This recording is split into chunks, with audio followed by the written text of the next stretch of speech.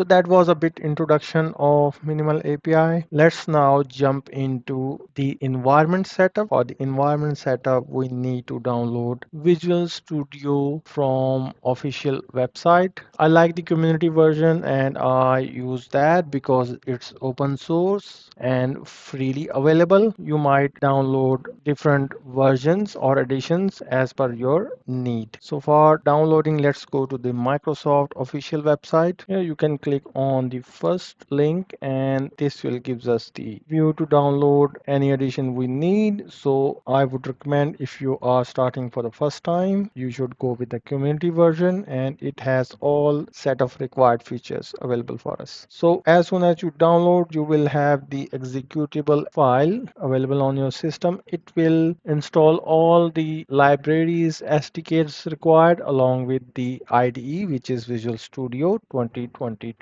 I already have installed, so I will open up my Visual Studio. This is how it looks when it's installed, and you have to go for create a new project. Let me search for API in the search bar, and I have ASP.NET Core Web API coming from that list. So I will select that one, will hit next. I can name that one as minimal API, and let's go next. And here we can see an option which says use controllers, and if I click on the information icon, it will say use controllers instead of minimal API. So to utilize minimal API, I will keep that one unchecked and I will hit create button. It will take few seconds to set up the required template for us. So this is the default template for the minimal API in .NET 8 at the moment, and if we see, we have a couple of files in that template. We can start with the program.cs file, and this is the main file where all the configurations and endpoints are written. The only file we can